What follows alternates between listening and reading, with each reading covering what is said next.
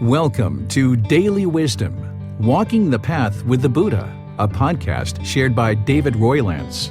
This podcast is dedicated to guiding you to completely eliminate the discontent mind and the suffering it causes by attaining enlightenment.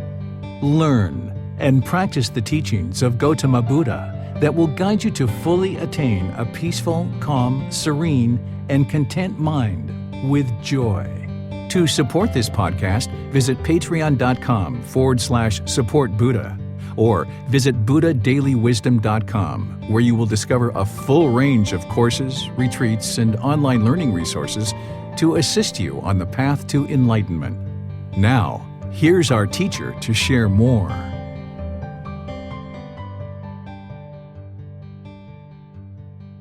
Hey, I'm going to get started this evening by welcoming you guys. Welcome to Wat Tung Yu. Welcome to everyone who's joining online as well. Today is our group learning program where each Sunday and Wednesday I come together with students, helping them to understand the path to enlightenment.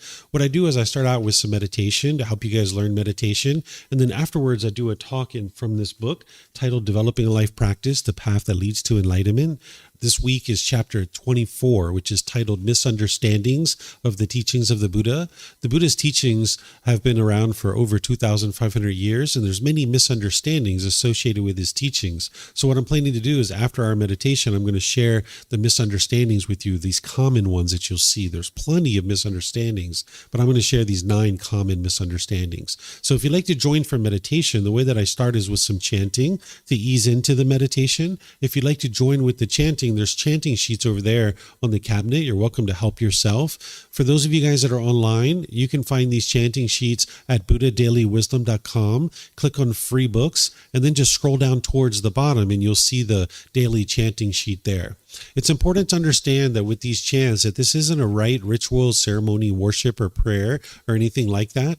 That during the lifetime of the Buddha, he used chanting as a way to help his students commit the teachings to memory. Every 2 weeks, his students would recite the teachings orally, and this is how they were actually able to remember the teachings. So when we're chanting these, it's actually helping to ease the mind into meditation and get more benefit out of the meditation itself. So if you'd like to chant along, you're more than welcome to. Then I'm going to provide you some guidance during the meditation, essentially teaching you and instructing you how to meditate while we're meditating. Then there's going to be a period of time of quietness. Then we're going to come out of that with some more chanting. And then that's where I'll start today's class, helping you guys to understand the misunderstandings of Gotama Buddha's teachings. So if you'd like to join along, you're more than welcome to. I'm going to start with some chanting to help the mind ease into meditation. Then I'll be back with some guidance. Arahang Samma Sambuddho Mahakawa Otang Mahakawanang Apivate Ami Savakato Mahakawata Tammo Dhammang Namasami Supatipano Mahakavato Savaka Sankho Sanghang Namami Namo Arhasa Bhagavato Arahato Samma Sambuddhassa Namo Arhasa Bhagavato Arahato Samma Sambuddhassa Namo Arhasa Bhagavato Arahato Samma Sambuddhassa Iti piso Mahakawa Arahang Samma Sambuddho Vicacaranang Sammuno สกาโตโรกาวิตุอนุเตโรปุริสาดามาสติสัตตาตาวามนุสรังพุทโธภาควาติ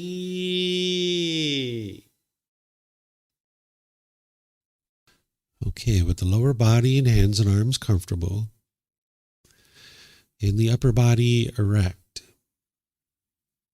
just close the eyes and start breathing in through the nose and out through the nose. Here you're just looking to establish the breath, a nice, natural, steady, consistent breath. Not forced or controlled, just a gradual inhale through the nose, experiencing the full breath. And then whenever you're ready, exhale out through the nose. Breathing in and out. Breathing in and out.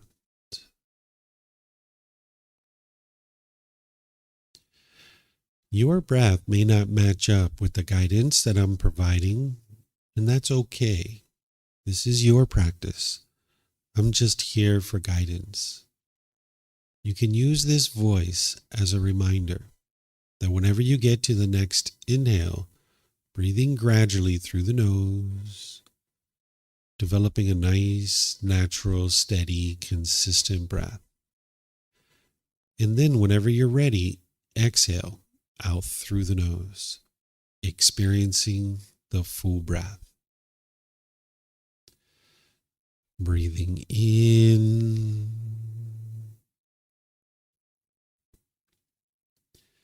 and out. Breathing in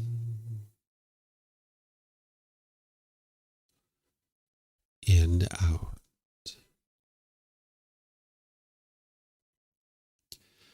With the breath well established, start fixating the mind on the breath, either the sound of the breath coming into the nose or the sensation of air moving over the skin into the nose.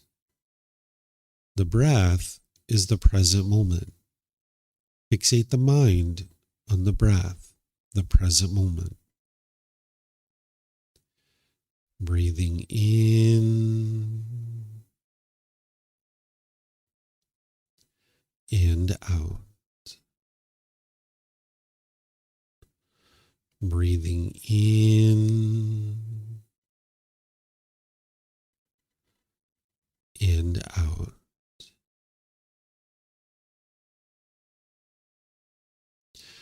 With the mind fixated on the breath, whenever you notice that it moves off the breath, cut that off, let it go, and come back to the breath, the present moment. No need to observe the thought, label it, judge it, analyze it, or even try to figure out where it's coming from. Whenever you notice that the mind is moved off the breath, cut that off, let it go, and come back to the breath, the present moment. Breathing in and out.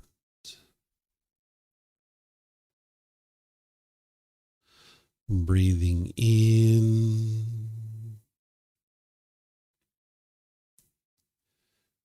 and out.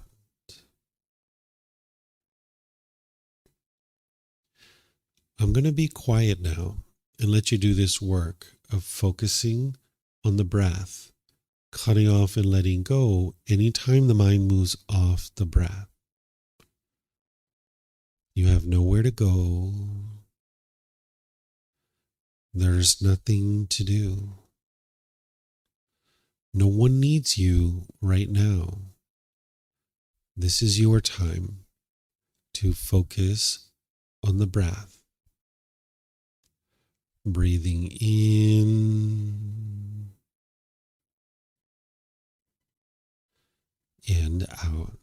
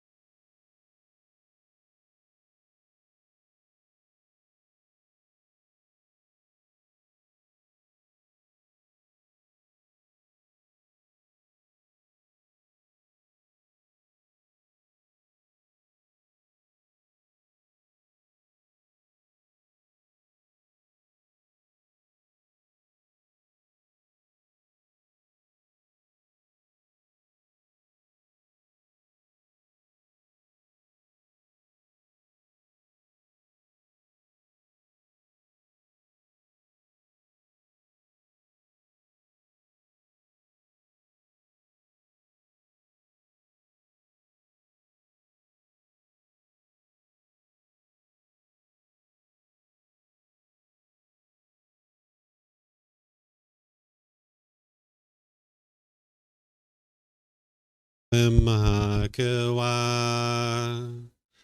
Otang Mahakawanhang Apivateyami Sawakato Mahakawata Tammo Dhammang Namasami Supatipano Mahakavato Savakasangho Sanghang Namami Namo Rasa Bhagavato Arahato Samma Sambuddhassa Namo Rasa Bhagavato Arahato Samma Sambuddhassa Namo Rasa Bhagavato Arahato Samma Sambuddhassa Iti piso Mahakawa Arahang Samma Sambuddho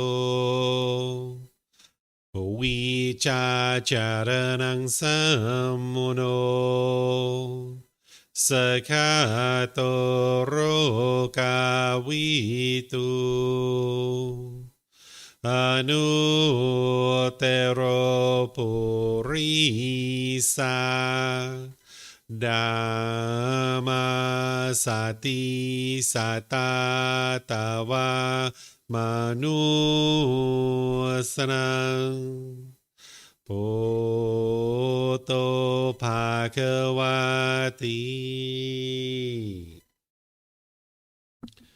Okay, if you guys would like to slowly make your way out of meditation. Okay, once again, welcome to all of you guys. Nice to see you here this evening. Welcome to all of you guys who are joining online as well. As I mentioned, each Sunday I come together with students here for our group learning program, helping them to understand the path to enlightenment. We have a 7-month program where each Sunday I go chapter by chapter in this book, helping students to be able to understand the path to enlightenment. I teach this at 9 a.m. and at 9 p.m. And I've been teaching this for many, many, many years, but this 9 p.m. slot here at the temple is I just started teaching, where I've been teaching online this 9 p.m. slot for quite a long time. So welcome to you guys for finding out that we actually recently just started this. So we start with meditation, but then we move into a talk to be able to help you guys to understand the path to enlightenment. And because this program is 7 months long, I've been teaching for the last essentially 7 months in this particular program. We've come towards the end of this book, where we're in chapter 24, which is titled Misunderstandings of Gotama Buddha's Teachings, because all throughout this program, I've been teaching students what are the teachings of the Buddha, helping them to understand how to move to this enlightened mental state. And I know many of you guys weren't here for this, so I'll just kind of give you guys a little bit of an understanding of some of the things that I've been teaching, and then we'll move into this topic, because there's people online who've been attending quite a bit. But I'll just share with you guys what the Buddha did 2,500 years ago is he figured out how to get to enlightenment, where the mind's completely peaceful, calm, serene, and content with joy. This is a mental state that you can attain in this life, and it happens through training of the mind. What you're doing is you're cultivating wisdom through learning, investigating, and examining teachings, through reflecting on those teachings to independently verify if they're true or false, and then you're practicing the teachings, integrating them into your day-to-day life. The Buddha discovered these 10 individual pollutions that are in the mind, and he discovered the tools and the techniques of how to uproot these out of the mind. And when you eliminate them out of the mind's going to experience more and more qualities of enlightenment. There's that peace, calmness, serenity, contentedness, and joy, where the mind no longer experiences feelings like anger, sadness, frustration, irritation, annoyance, guilt, shame, fear, stress, anxiety, loneliness, boredom, shyness, resentment, jealousy. All of this can be eliminated from the mind through training of the mind. When you train your mind and you uproot these pollutions, not only have you eliminated your discontentedness, but your mind will be performing optimally. You'll notice that it has focus, concentration, clarity, and deep memory. Because with those pollutions in the mind, it's very muddled and kind of unconcentrated and unfocused. You'll notice that your personal and professional relationships are really blossoming, because in the unenlightened state, there's a certain amount of bitterness and harshness and hostility in the mind. Oftentimes people think that that's coming from other people, but it's actually coming from your own mind. That's why you can actually eliminate it. So by the time you get to enlightenment, you won't be bitter and harsh and hostile to people any longer. And you'll notice that your relationships are really improving because you're not damaging your relationships in that way. By the time you get to enlightenment, you don't even experience a bad mood any longer. So the teachings of the Buddha aren't about believing a bunch of things and then hoping something good happens when you die. It's also not rules and commandments of things that you're required to do or certain things that you are required to believe or things like this. Instead, he's teaching you about the world around you. And as you're cultivating this wisdom, you can navigate the world more peacefully. So this meditation that we just did, this is training your mind to uproot certain unwholesome qualities, but also to cultivate certain wholesome qualities in the mind. So this is what the Buddha taught over 2,500 years ago. But since his lifetime, things have changed. People have changed his teachings. And he talked about how this was going to occur. And he encouraged people not to do this. He explained the danger in this, that if you changed his teachings, it would cause harm to you and countless other people. Because what a Buddha does is they figure out how to get to enlightenment without any teachers or any guides. They figure out how to get to enlightenment on their own. Then they spend the rest of their life dedicated to sharing those teachings, helping countless people get to enlightenment during their lifetime. And then they preserve their teachings in such a way that countless more people will get to enlightenment after their death. So if you change the teachings of a Buddha, it's actually causing harm to you because you're not going to be able to actually get to enlightenment, and it's going to cause harm to others if you end up sharing these teachings. One of the very best ways to experience this peace and joy is through deeply investigating the teachings. One of the very best things that could ever happen for you in life is to be able to actually get to enlightenment. But it's not something that's mystical or magical. It's not that you snap your fingers and get to this. Oftentimes people think that the Buddha sat under a tree, he meditated, and instantly got to enlightenment. And this isn't actually true. It was gradual training, gradual practice, and gradual progress. It took him 6 years to get to enlightenment. From the age of 29 to the age of 35, he trained his mind to get to this enlightened mental state. But since his death over 2,500 years ago, people have either inadvertently changed his teachings or they've overtly changed his teachings, not realizing the harm that they're causing. So what I'm going to do is I'm going to share with you 9 individual misunderstandings that you're going to see in the world related to the teachings of the Buddha, because that's going to actually help you to be able to understand what did he actually teach. In order to explain this to you, I'm going to first share with you these 3 traditions or 3 schools that now exist in the world, so you'll understand how all of this occurred. When the Buddha died, they actually didn't have his teachings documented. During his lifetime, it was all oral, that he spoke orally, and that's how people learned his teachings. The technology to write things down didn't exist in that region of the world. It existed in China, but it didn't exist in where we refer to as Nepal or Northeast India. This is where the Buddha was. That the technology to write things down didn't exist 2,500 years ago in that region of the world. So that's how chanting came about in the tradition of the teachings of the Buddha, is they used it to commit their teachings to memory, that the Buddha would speak, and then every 2 weeks the students would come together and they would recite his teachings orally. But shortly after his death, the technology made its way to that region of the world and they started documenting his teachings. So by the time you get to enlightenment, you won't forget the teachings that it took for you to get to enlightenment. It's kind of like upgrading your operating system in your mind. So by the time the Buddha died, there were countless people that had gotten to enlightenment. 500 of them got together and they started documenting his teachings. We refer to this as the Pali Canon. This is the 45 volumes of books that are about this thick that are the original source teachings of the Buddha. This is the largest, most complete collection that we have of the Buddha's teachings. So since that time, these teachings have been handed down from person to person to person. Not everything that the Buddha taught is actually in the Pali Canon, but also not everything that is in the Pali Canon was taught by the Buddha as well. It would be naive of us to think that a document that started 2,500 years ago is exactly the same document today as it was 2,500 years ago. There's been some subtle changes. And the way that you cut through that to be able to see the truth for yourself is you don't believe any of the teachings. You can learn, investigate, and examine them. You can reflect on them to independently verify if his teachings are true or false, and then you can practice his teachings and see the truth for yourself as it's working to create more peace and joy in your mind. So since the lifetime of the Buddha and shortly after when they started documenting his teachings, there was a core group of people that were closely learning with the Buddha, and they're the ones who documented the teachings. And ultimately what this becomes known as is Theravada Buddhism, or some people refer to it as early Buddhism. The word Theravada Buddhism means the teachings of the elders. So the people think that this is the most original teachings, closest to what the Buddha was teaching during his lifetime. In this tradition, they look to the Pali Canon, those original source teachings, as being the words of the Buddha. And this is what's actually going to lead to your enlightenment. And this tradition is, as I mentioned, considered to be the closest to what the Buddha was teaching during his lifetime. About 500 years after his death, there's another tradition that spawns, right? Because when a Buddha is alive, there's going to be a certain core group of people that are learning with him, but then there's people on the outer fringes that aren't really learning really closely, and they started splintering off and kind of creating their own things. So by about 500 years after the death of the Buddha, this Mahayana Buddhism was created. And this introduces a bunch of rites, rituals, ceremonies, worship, and prayer. The Buddha never actually taught any of those kinds of things. Everything that the Buddha taught is all about training of the mind.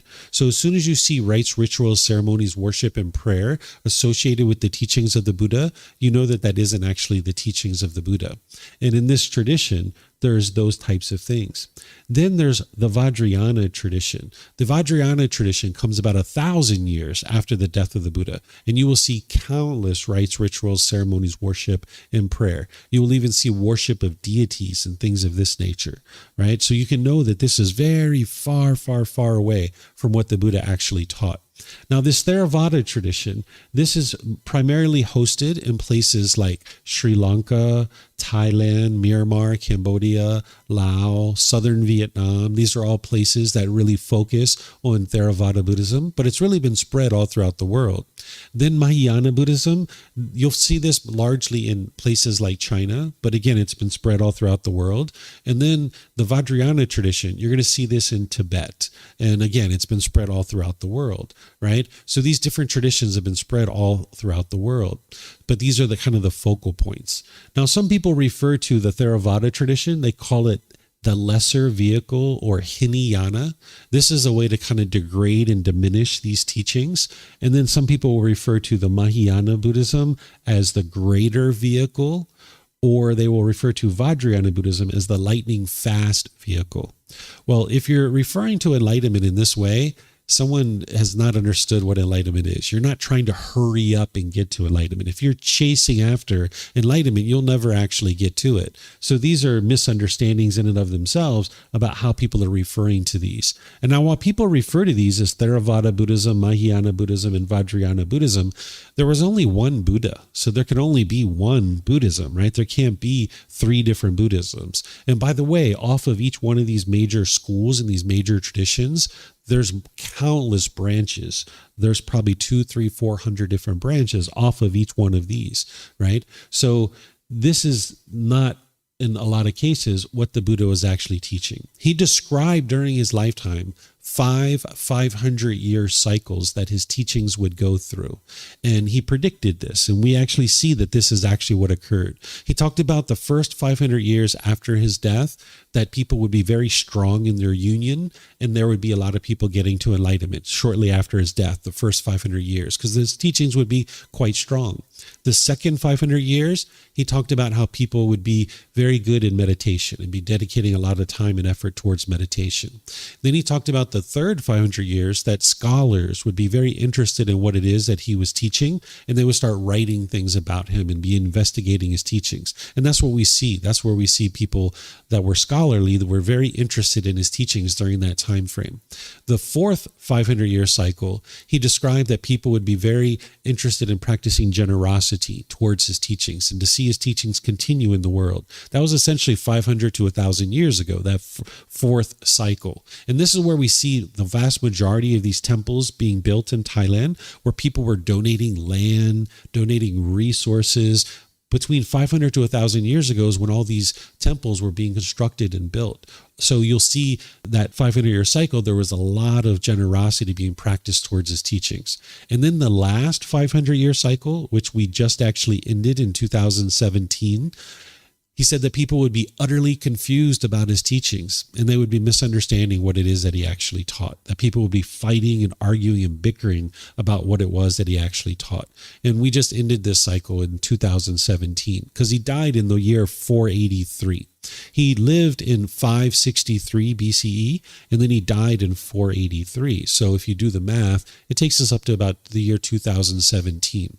So he described that at this point in human history, we would be at a low point where essentially people would be vastly misunderstanding his teachings. There'd be calamity in the world and lots of difficulties and struggles in the world, and we'd be at this low point. So that's exactly why we see so many misunderstandings, because of this fracturing in the community, because not everybody even studies the original teachings, because it's only this branch of teachings, this school, that actually considers the Pali Canon to be the original source teachings.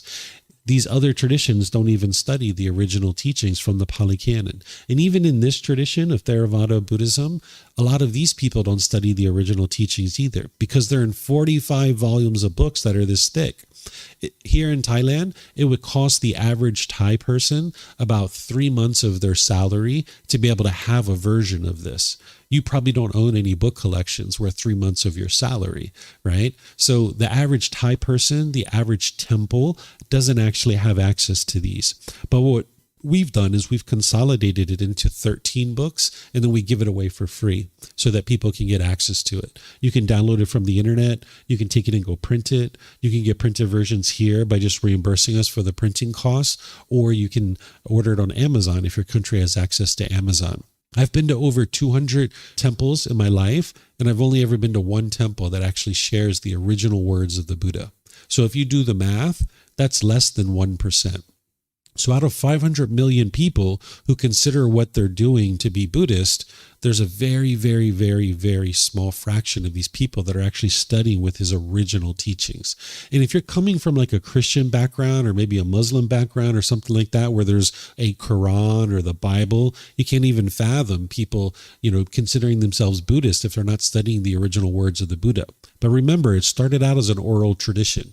And an oral tradition is very easy to change because people's memories, they don't have maybe really solid memories. Like if we sat in a circle and I whispered to you, the yellow tiger jumped over the orange fence and then fell in a green pond, by the time it went around, it would probably be like the gray elephant broke through the brown fence and, stumbled on the street or something like that, right? It would change by the time it goes around. And that would just be in like 3 minutes to get that around. If you can imagine 2,500 years of that, of oral tradition. So this is why we see so many misunderstandings in the world. So what I'm going to do is I'm going to walk you through 9 of the most common misunderstandings and helping you to understand the true teachings of what the Buddha actually taught based on his original words. And a lot of these misunderstandings that I'm going to share with you are from the Theravada tradition, because that's what is actually practiced here in Thailand. And even though there's misunderstandings in this tradition, I would say that the Thai people are probably practicing the teachings closest than any other population in the entire world, because you see them deeply dedicated and devoted to learning and growing and developing to a certain degree. It's kind of been embedded in their culture. But still, even within this area and in this population of people, there's misunderstandings. So I'll start with these first 3. You might have seen these if you've been visiting temples. The first one is called a pouring water ceremony. This is where if you make an offering to an ordained practitioner and you give them a gift of like food, clothing, shelter, medical care, financial support or something, they might actually gesture towards this little urn of water and they will chant while you pour out this water. And what the thinking is that whatever benefit you experience by making that offering, that you're now transferring that benefit to your dead relatives. Okay. It's a nice, interesting thought. Oh, it's so warm. We could help our dead relatives.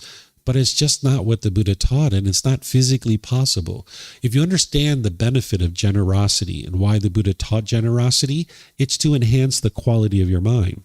Because if your mind is having craving, desire, attachment, which every unenlightened mind has, where it's holding on and it's craving permanence, one of the things that the Buddha taught to train your mind to let that go is generosity. When you're giving and sharing with the people around you, it's training your mind to let go.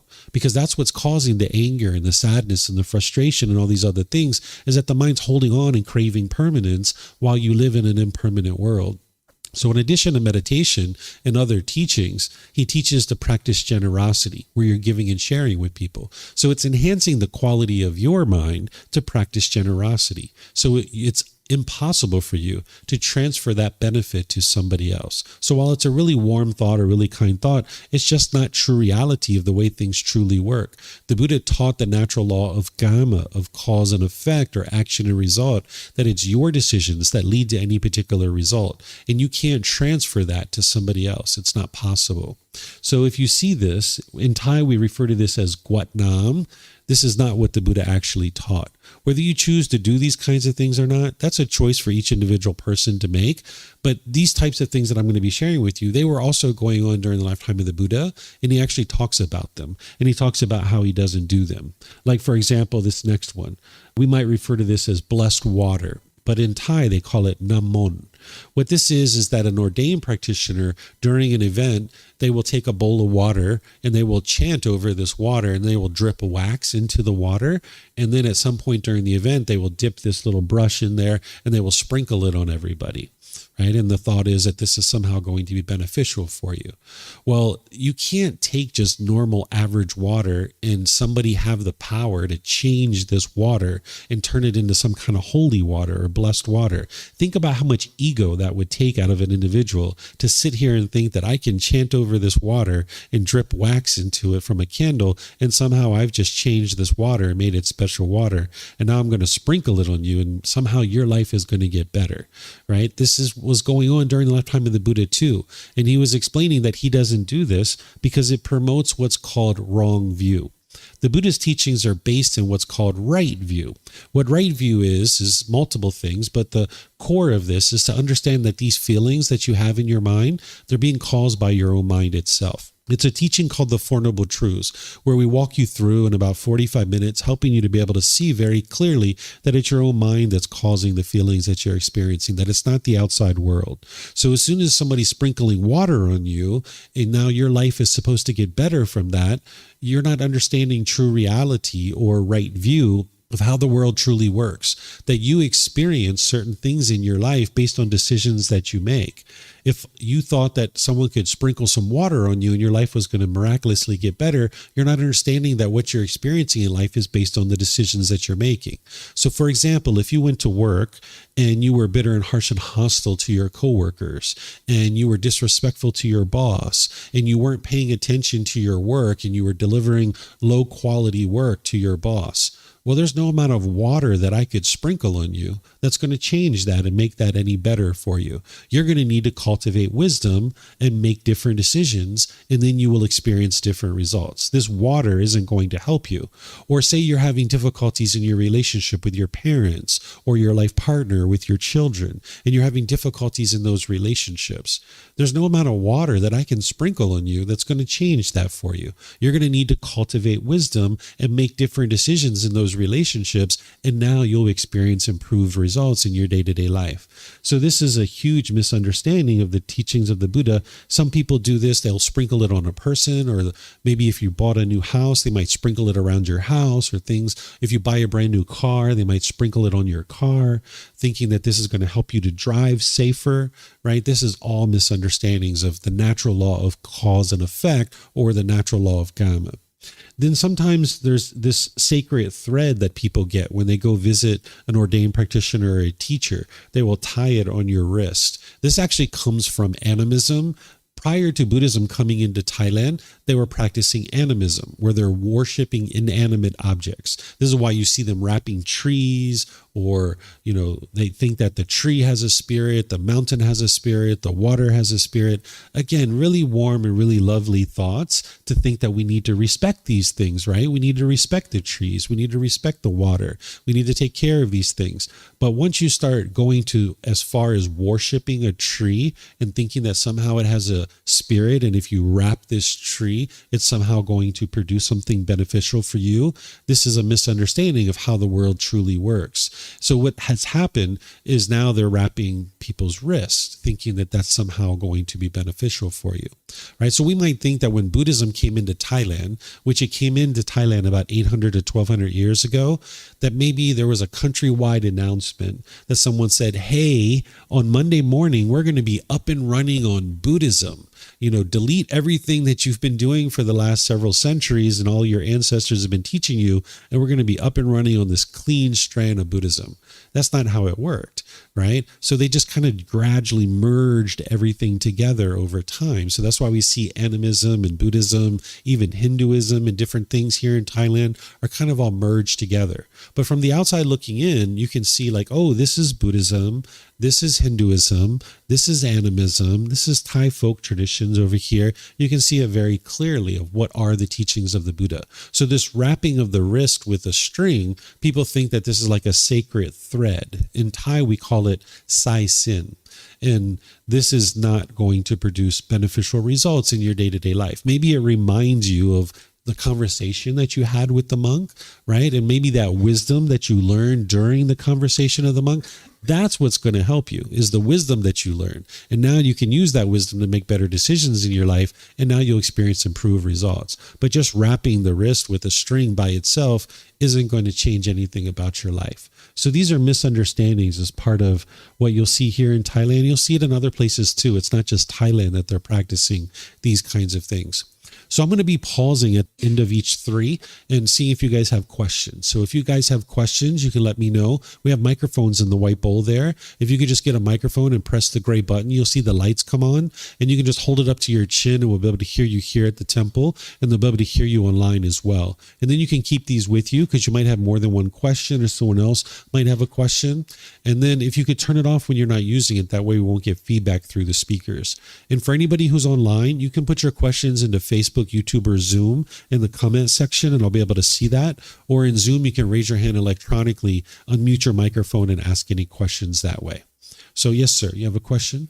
So the Buddha, he was coming from a Hindu tradition, is that correct? He grew up in that background, and they were talking about things like enlightenment. They were doing things like meditation. They were talking about the natural law of dhamma, or what they would refer to as karma in the Sanskrit language, but the same thing. So he was exposed to these things, but it wasn't the same thing that he was actually teaching. He brought a level of clarity to it that didn't exist prior to him.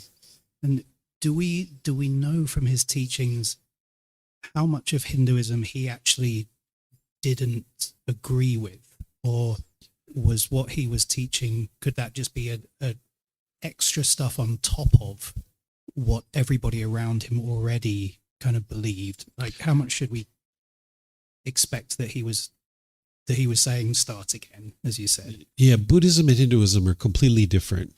You'll see some commonalities, just like you'll see commonalities between Christianity and Buddhism, or even Muslim teachings and Buddhism. You can see some commonalities because the Buddha is teaching about these natural laws, and he's delivering the entire package to be able to help you understand it with clarity, and you can independently verify his teachings. In Hinduism, they're essentially worshiping gods. You'll see a lot of rituals and ceremonies that were Brahmin in place, which we would probably refer to as a Hindu priest.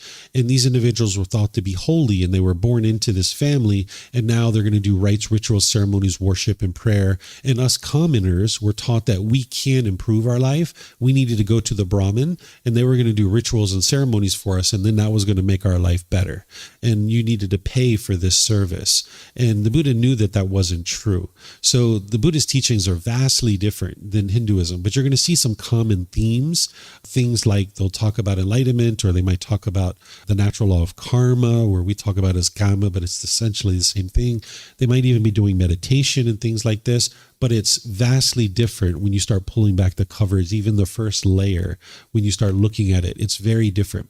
And it's not about what the Buddha agreed with or disagreed with. It's about what he was able to independently verify. And you're able to independently verify his teachings and see the truth for yourself. There's no other teachings on the face of the earth that I've ever seen that has that ability, that you can learn it intellectually, you can reflect on it to verify it, and then you can practice it and see the truth for yourself.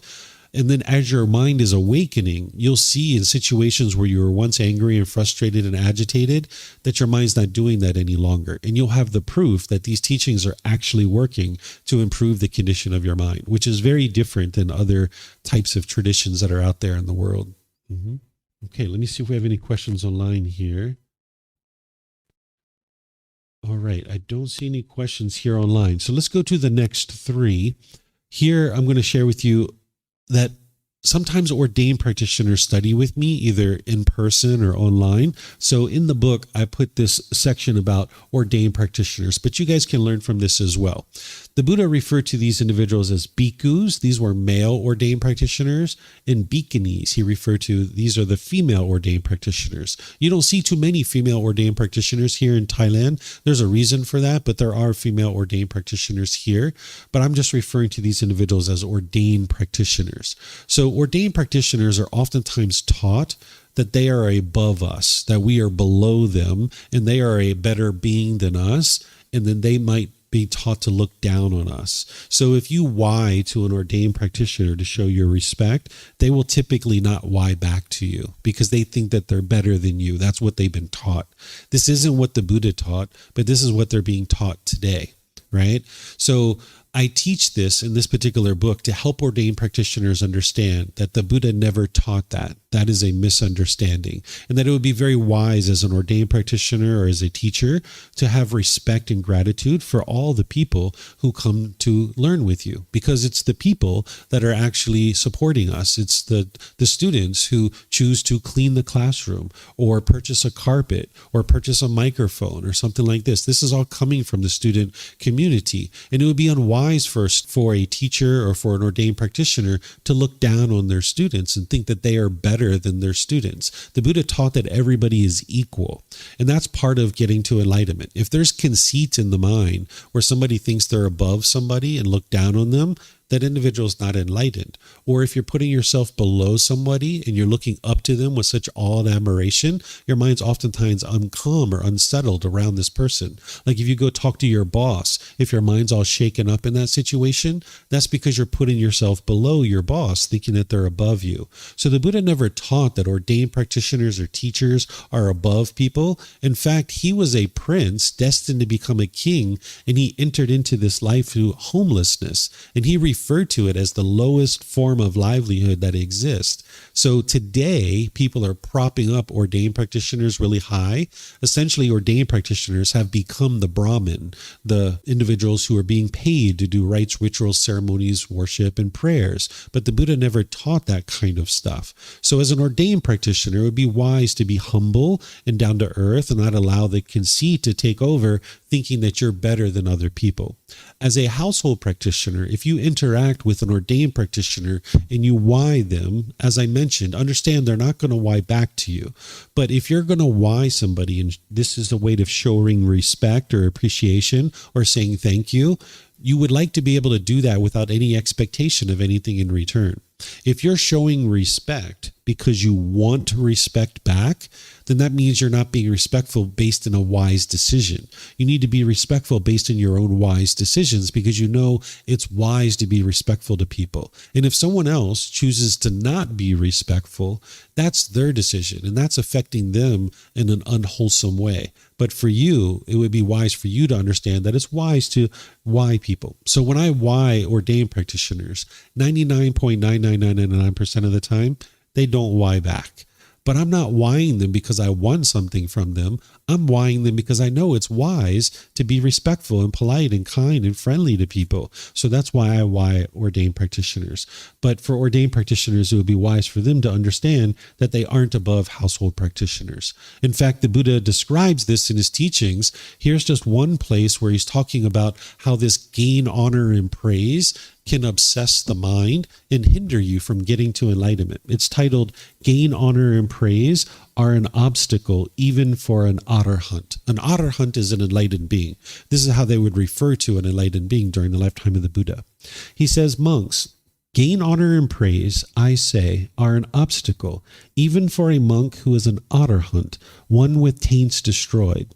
When this was said, the Venerable Ananda, who's a very close student of the Buddha, asked the master teacher Gotama, why, Venerable Sir, are gain, honor, and praise an obstacle, even for a monk with taints destroyed? So taints are the pollutions in the mind. So if you've eliminated the pollutions, if you've destroyed the pollutions, your mind is enlightened. And Ananda is rightfully confused here. He's like, hold on a second. If someone's enlightened, why would gain, honor, and praise be an obstacle for them? Because once you get to enlightenment, you don't have struggles and difficulties anymore. Your life is completely at ease. Your mind is completely peaceful and joyful. So Ananda's like, hold on a second. Why is gain, honor, and praise such an obstacle for people who've gotten to enlightenment? The Buddha says, I do not say, Ananda, that gain, honor, and praise are an obstacle to his unshakable liberation of mind. That's what the enlightened mind is experiencing. It's unshakable. It's steady. It's stable. It's unshakable. He said, I don't say that gain, honor, and praise are an obstacle to his unshakable liberation of mind, but I say they are an obstacle to his attainment of those peaceful dwellings in this very life, which are achieved by one who resides diligent, dedicated, and determined. So once someone's enlightened, if they're experiencing praise, their mind's not going to be boastful and conceited and egotistical. But on the way to enlightenment, it can be quite challenging for you, because on your way to enlightenment, you're becoming more friendly, more loving, more kind, more polite, more respectful, and you're able to do this with everybody. Right now, you probably can't do that. There's probably certain people in your life that you're impolite, unkind, unfriendly, and disrespectful to, right? But by the time you get to enlightenment, you'll be able to be polite, kind, friendly, respectful to everybody. So as your mind's moving closer and closer to this enlightened mental state, gradually, you're going to start getting all this praise from people. Wow, you're so kind, you're so loving, you're so compassionate, you're so respectful, you're so generous. You're going to be hearing all this stuff.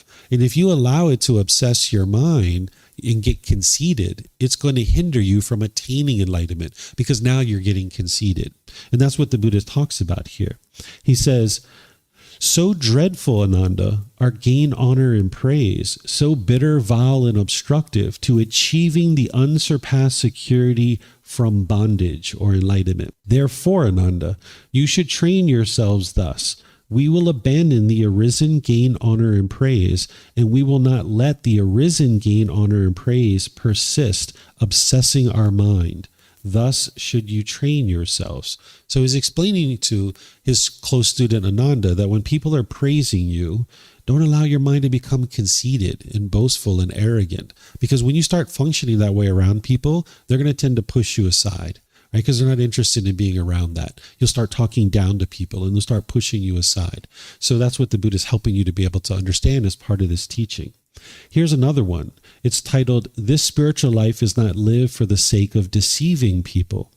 Monks, this spiritual life is not lived for the sake of deceiving people in persuading them, nor for the benefit of gain, honor, and praise, nor for the benefit of winning in debates, nor with the thought, let the people know me thus. But rather, this spiritual life is lived for the sake of restraint, abandoning, freedom from strong feelings, and elimination. So this is the actual goal of his teachings, is to get to this point where the mind's completely peaceful and joyful.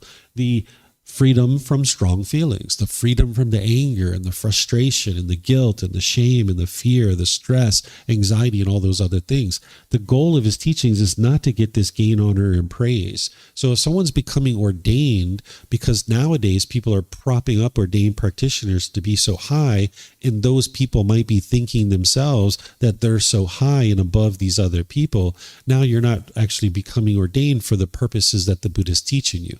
The Buddha is teaching you to become ordained in order to get to enlightenment. But you can get to enlightenment from the household life too. You don't have to be ordained in order to get to the enlightened mental state.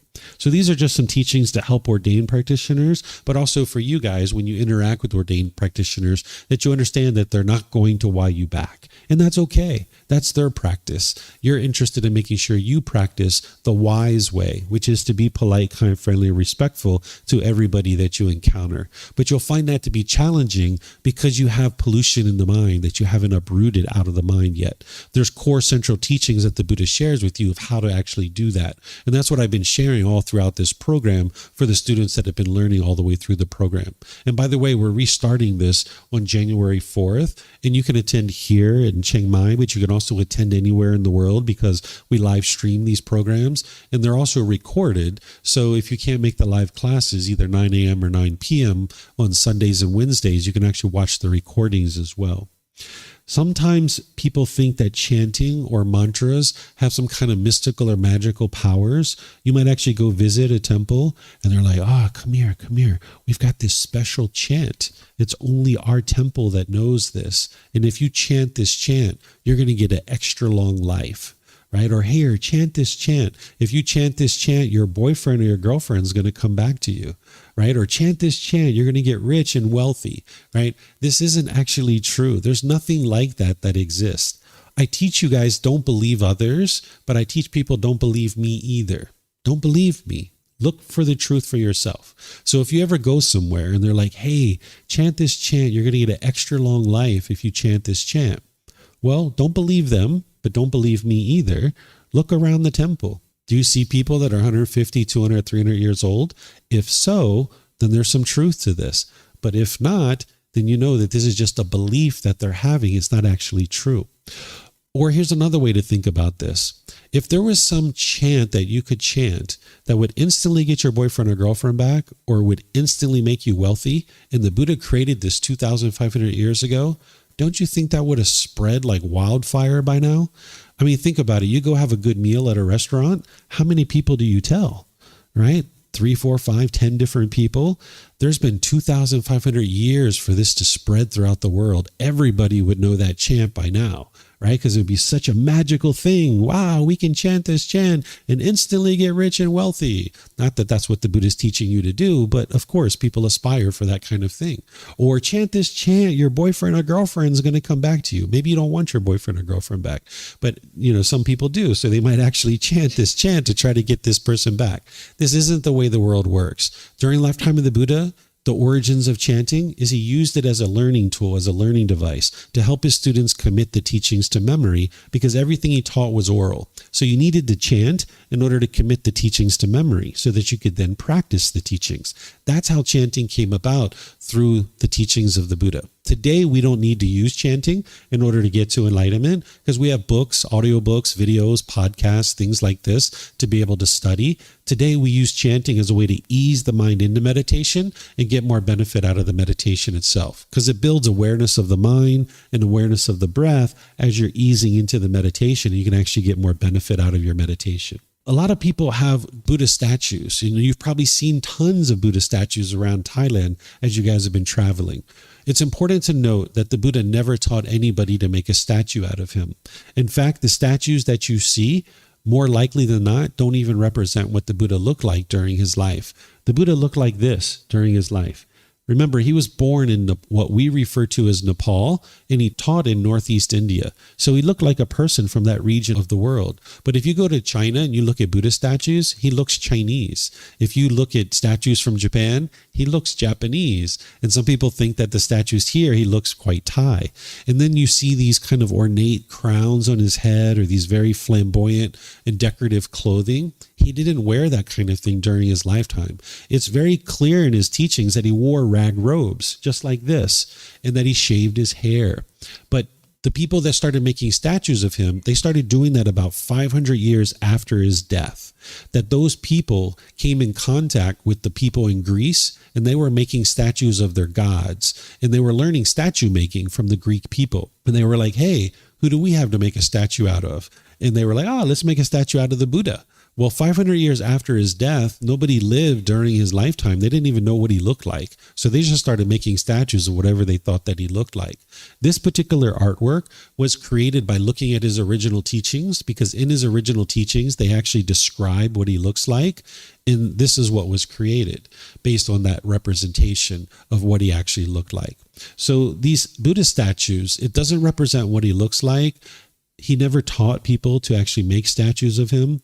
But nowadays, there's people who think the spirit of the Buddha is inside these statues. And you will see people praying to these statues. You'll see people feeding these statues, giving these statues glasses of water. You'll see people bathing these statues. Again, very nice thought, but it's just not true reality. The Buddha actually didn't teach whether there is a spirit or there isn't a spirit. And he didn't teach that his spirit is inside of those statues. And he didn't teach that he's physically sitting there. That's oftentimes what people think when they see these statues. They think the Buddha is physically sitting there. And that's why they feed this statue, because they think that he's physically sitting there. And they will pray to these statues. That's not what the Buddha taught. The Buddha lived. He's dead. He's never coming back. There's no way for him to help you at this point. He did everything he needed to do during his life to be able to help you, is by sharing his teachings. And by you learning and practicing his teachings, that's what's going to help you. There's no ability to pray to the Buddha and then he's going to change something for you. So this is a big misunderstanding that you will see around statues of the Buddha. Whether someone chooses to have a statue of him or not, it's up to them. I'm not here to convince anybody to do anything at all. I'm just helping you to be able to see the misunderstandings. Because sometimes people have statues of the Buddha and they say it helps them to remember to meditate whenever they see that statue, or it helps them to remember to be more kind and loving to their friends and family. Wonderful. It's a beautiful piece of art. You know, these statues are so beautiful, and such amazing amount of craftsmanship went into creating them. And maybe somebody would like to have one of those. That's a choice for each individual to make. But once you start diving into thinking that there's a spirit in there and you're feeding it and you're praying to it and you're bathing it and things like this, this is the misunderstandings that are going to take you down the wrong path, and the mind's going to be misled into what it really takes to get to enlightenment. So do you guys have any questions on any of these three? No questions? Okay. I don't see any questions online either. So let's go to the next three. These are the last three. So the first one here, or the seventh one, is that sometimes people refer to the Buddha as a god or an avatar or a lord. The Buddha never referred to himself that way. And it would be really unwise for us to refer to him in any other way than what he referred to himself as. He referred to himself as using the word Tathagata. This word Tathagata, it means the one who's discovered the truth, or the one who shares the truth. That's how he typically referred to himself. But he was a human being. He came into the world through the womb of a woman. That's a human being, right? A god doesn't come into the world through the womb of a human being. So while people refer to him as a god or an avatar or a lord, I would suggest to you that it's unwise to do so, because it misrepresents this individual as a human being, as a teacher. And sometimes people prop this individual up so high, they think, oh, only he can get to enlightenment. I'm more interested in humanizing a Buddha so that you can see that he's human just like you and I. He had a personality just like you and I. I guarantee you that he farted. I guarantee you that he picked his nose, right? I guarantee you these kinds of things. His body probably smelled, right? Just like every other human being. If we're out in the sun and we're sweating, the body's going to smell, right? He was a human being just like you and me. So it's important to humanize him so that you can see that, yes, he got to enlightenment as a human being, and you can too. Because as soon as we start propping somebody up so high like this, now there's this pecking order in the mind that is going to degrade your ability to think of everybody as equal. And you're going to start thinking that perhaps he can get to enlightenment, but you can't. And I'm here to share with you that you absolutely can get to enlightenment. There's no difference about how your mind functions to be able to get to enlightenment than a Buddha. There's only one thing that makes a Buddha's mind unique and different. But other than that, you can surely get to enlightenment just like an actual Buddha. Now, this word Lord, oftentimes you'll hear people refer to the Buddha as Lord Buddha. If you go look up this word Lord, it means someone or something having power, authority, or influence, a master or ruler. Or it means act in a superior and domineering manner towards someone. So if we assign this word Lord to the Buddha, we're assigning those qualities to him. And if you know the teachings of the Buddha, his teachings are exactly opposite of this, right? He didn't teach in a domineering and controlling way. He didn't teach that he's above people and looking down on people. So it's, in my opinion, unwise to use this word Lord, because he didn't refer to himself that way. And there's some people in the world who grew up Christian and they think about Jesus Christ as being the only Lord and Savior. And they're not interested in getting involved with any other Lord. So these teachings of the Buddha will absolutely lead to this enlightened mental state where the mind's completely peaceful and joyful. I know this with 100% certainty. And there's billions of people out there that think about Jesus Christ as being the only Lord and Savior.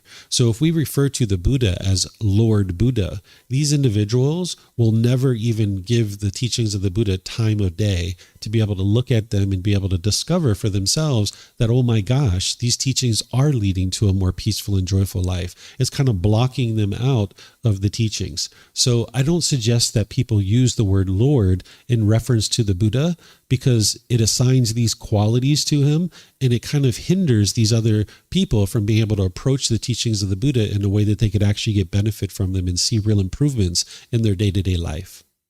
Then sometimes people talk about blessings related to the teachings of the Buddha. They might say, oh, may the Buddha bless you, or may the triple gem bless you. If you understand what a blessing is, if you look this up in a dictionary, what it means is God's favor and protection, a prayer asking for God's favor or protection.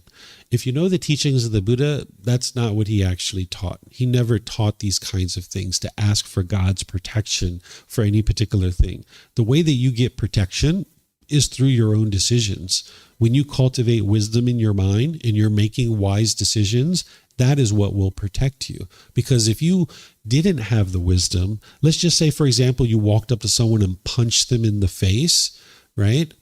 That's a cause and effect. You punch someone, so they're probably going to punch you back. Or they might pull out a knife or a gun, or their family or friends might attack you. It doesn't matter how much somebody has blessed you, that if you make unwise decisions, you're going to experience unwholesome results in your day-to-day life. So the Buddha never taught about blessings or any of these kinds of things, but you'll hear people saying those kinds of things. So then you'll know that these are misunderstandings. And then the last one here is sometimes people will share with you that you are a Buddha. Or they say that you have Buddha nature, or they will say when you reach enlightenment, you have reached Buddhahood. This is what people are saying today, but this isn't what the Buddha actually taught. He explained how rare it is for a Buddha to exist in the world. There's 3 primary criteria of what make a Buddha a Buddha. The first one is that they get to enlightenment by themselves without the help of any teachers or any guides. The second one is that they dedicate the rest of their life to sharing their independently discovered teachings with countless people, and countless people will get to enlightenment during that person's lifetime. Then they will preserve their teachings in such a way that countless more people will get to enlightenment after their death. And the Buddha explains how rare this is in the world. The last one that the world's currently aware of existed over 2,500 years ago. So the people who are saying that everybody is a Buddha, or you have Buddha nature, or you have Buddhahood, this is actually a misunderstanding of his teachings. And I have his words here to be able to help you see this. This is a teaching called the rare appearance of 5 treasures. He's talking to his student. He says, the appearance of 5 treasures is rare in the world. What 5? The appearance of a Tathagata, an Arahant, a perfectly enlightened one, is rare in the world. That's a Buddha. The Tathagata is a Buddha. A perfectly enlightened one is a Buddha. So he's saying here that it's very rare in the world. Well, if everybody was a Buddha, that's not rare, right? So you can see it through his own words, and this is actually the reference back to the original source teachings. And there's other things here that he's talking about that is rare as well, but I just share this with you because it helps to illustrate this important point that not everybody is a Buddha. A Buddha is very rare and unique in the world. You can get to enlightenment, but you're going to need teachers, you're going to need guides, you're going to need people to help you along the way. A teacher is essentially like a tour guide. You are your own independent practitioner. You're not a devotee, you're not a follower, you're not any of those kinds of things. You are your own independent practitioner, seeking wisdom and looking for wisdom. And a teacher is like a tour guide, pointing out for you the things that you need to learn and understand, and we're giving you the resources to be able to do that. And then we're helping you as you seek guidance and ask for help. But it's each individual practitioner that's doing that work, right? So you're going to need teachers and guides along the way. You're not going to be able to figure this out on your own, because there's one quality of a Buddha that allows them to get to enlightenment by themselves without the help of any teachers or any guides, that they have a deep, profound memory. An average human being, they have a certain capacity in their mind, like a hard drive. They might have 500 gigabytes or 1 terabyte. This is why that in the last 5 or 10 years, you can pretty much remember the things that you were involved in. But if you think back to your childhood, you just kind of have spotty memories because you've had to delete your old files in order to store new files because you have a limited capacity, right? That's why that occurs, that you just have spotty memories about your past. But an individual who's going to become a Buddha, even in the unenlightened state, they have a deep, profound memory. They have an unlimited capacity to remember countless details about their current life, but their previous lives as well. When they accumulate all this wisdom into their last life, to be able to apply it, to be able to get to enlightenment by themselves without the help of any teachers or any guides. This is a very unique type of individual that exists in the world. So they would meet those 3 criteria. So this is a big misunderstanding that everybody is a Buddha or has Buddha nature, or once you get to enlightenment, you have reached Buddhahood. This isn't something that the Buddha actually taught. So yes, if you have questions, feel free to let me know. There's a microphone right there. And for those of you guys online, you can let me know if you guys have questions. You can put that into Facebook, YouTube, or Zoom, or you can raise your hand in Zoom and ask any questions that you like. Hi, everybody. I'm new here. I just make a temple tour today, and they told me the exact opposite, that everybody could be a Buddha, but it's not possible to be enlightened while the Buddha isn't on this earth. This is not true. Yes, that doesn't make sense for me. I was very shocked when he told me this. Yeah. So if you could only get to enlightenment while a Buddha was here, that means for that 45-year window when the Buddha was here, that would be the only time you could get to enlightenment, right? So you can see, if you study his original teachings, you can see what did he teach and what he didn't teach as well. Because there's a lot of people who aren't studying the original teachings of the Buddha, and you're not interested in believing those people, but you're not interested in believing me either. That's why I make his teachings available for you guys, so you can see what did he actually teach. And then don't even believe that. Don't believe the books, right? You'd like to learn it, investigate it, examine it, and then reflect on it to independently verify it, and then practice it to see the truth for yourself. And that's how you'll know what are the true teachings. So you're going to hear many misunderstandings like this in the world. And these are just 9 of the most common ones. But what I've been doing all the way through this program is helping students to understand what are the actual teachings. But I kind of saved these for the end of the book for students to be able to learn. Oh, you have a question? Yes, sir. Could you explain what he did and didn't say about previous lives and next lives and all of that side of things? Sure. So as I mentioned, none of the teachings of the Buddha are based in belief, including the cycle of rebirth. You can actually independently verify this.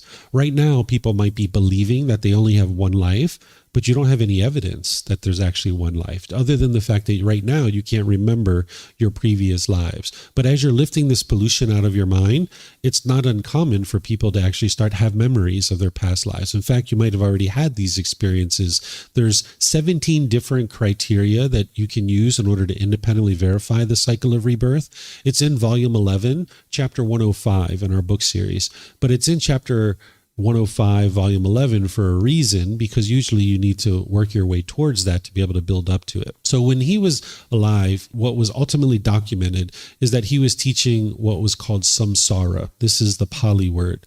And what people have been translating that to be is the cycle of rebirth. But a better way to think about this is the cycle of new existence, because there isn't anything that's actually being reborn. If you look at the way that he's talking about it, he's talking about a new body and a new mind every single time.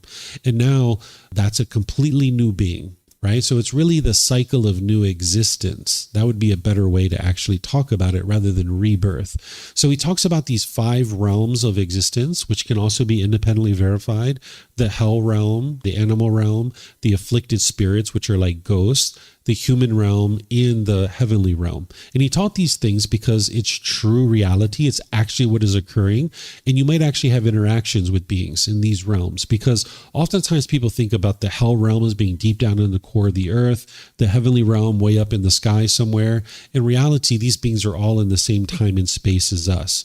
Nobody's sending you to one of these different realms. It's based on the status of your mind at the time of death. Whatever level of pollution your mind has at that time, that is what determines whether there is rebirth or not, and what realm you're actually born into and what the condition is once you're in that realm.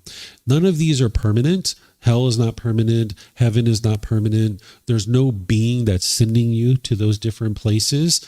You're in this continuous cycle, essentially cultivating wisdom to become a better and better being.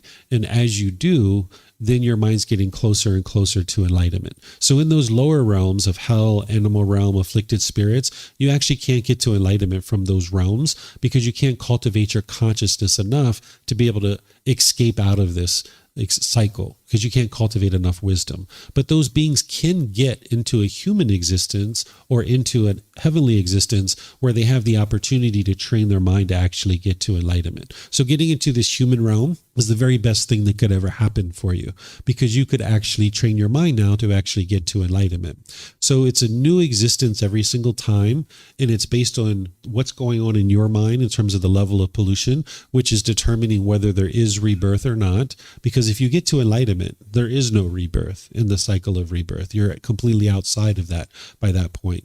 So if there's pollution in the mind at the time of death, there is rebirth. If there's no pollution, there isn't rebirth. And then if you're reborn, it's based on the level of pollution to determine which realm you're in and what is the condition that you experience once you're in that realm.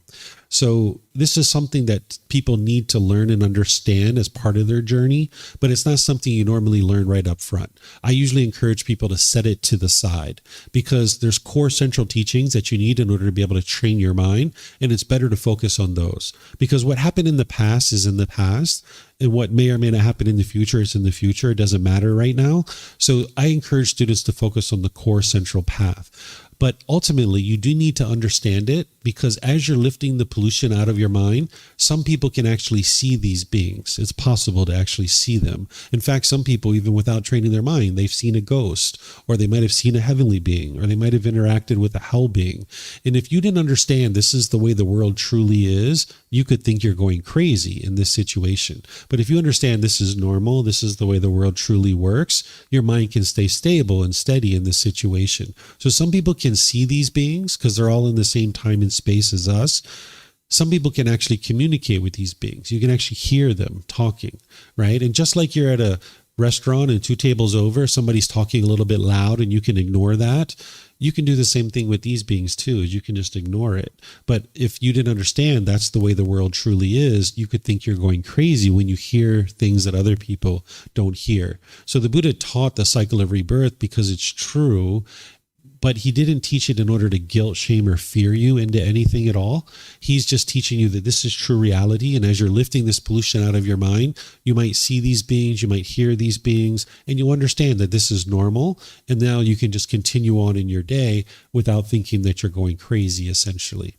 So this is like at the heart of it. But there's other details that you would learn as part of your journey as well. But I suggest for people to just set it aside when they first get going on the path.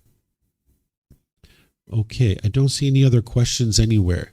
So what I'm going to do then is just end by thanking you guys for joining. Thank you for your interest to learn and understand the teachings of the Buddha. If you guys would like to learn more, there's plenty of opportunities for you to do that. This Wednesday, I'm going to be here teaching again at 9 a.m., where I'm going to just do meditation with students, and then I'm just going to open up to any and all questions that students have. I'm actually getting ready to take a trip on Sunday next week, a week from today. I'm actually leaving for 2 weeks. I'm going to India and Nepal to lead a retreat at the sites of the Buddha, the original sites, taking students around to see where he was born, where he got to enlightenment, where he delivered his first talk, where he died, and all these types of things. So on Sunday, I'm going to be leaving on Sunday morning. So for those of you guys that are online that normally attend classes, I'm going to be sending out an email, and I'm going to be putting a Facebook post that is going to help you to be able to get access to recordings of the classes that you would have seen that I've taught in the past and have been recorded because I'm not going to be here teaching live. Normally when I travel, I still zoom into the classroom and I still actually teach. But this particular trip to India, I'm not going to be teaching because I'm going to be traveling around so much that I'm not going to be able to ensure that I'm going to be at one specific place to be able to teach at a certain time. So I'm going to be sending out an email and post on our Facebook group so you guys can see the topics that I would have normally taught, and you guys can continue to finish out the program, because we're going to be restarting this program from the very beginning on January 4th. So if you guys would like to attend, I can get you plugged into that. You can see our website, you can see our bulletin board over there. You'll see lots of opportunities to be able to join into our community. In fact, on Friday, we have a social event where at 6 p.m. students come together and we either watch movies or play games. So it's kind of like a little party. We have music playing. We usually get out our popcorn machine. We'll make a bunch of popcorn. You get to meet a lot of people who are into wholesome things. So if you'd like to come, you or your friends, you're welcome to come here at 6 p.m. every Friday. It's called Temple Fun Night, where we come together and we just have a great time hanging out as a group. So there's plenty of opportunities for you guys to get involved in what we're doing and interact and learn these teachings. It's just for each individual to decide whether or not they would like to actually learn and practice these teachings. Because what the Buddha is doing is he's teaching you how to heal from what hurt you so that you never need to hurt ever again. That's essentially what his teachings are. But what's hurting you is inside your own mind. It's not the outside world. Oftentimes people are trying to fix the outside world, and that's why you keep experiencing the same struggles over and over and over again. But if you start working on the real problem, which is inside one's own mind, that's where you actually see the real solution. So whatever you guys choose to do today, have a wonderful and lovely rest of your day. We'll see you next time. Sawadee Kap. Thank you for listening to this podcast. To provide support for this podcast, visit patreon.com/support Buddha. To access more teachings, visit buddhadailywisdom.com. There, you will discover a full range of courses, retreats, and online resources to assist you on the path to enlightenment. Remember to establish a daily, consistent meditation practice, along with learning and practicing these teachings. A well-developed meditation practice is the foundation in which to train the mind to attain enlightenment.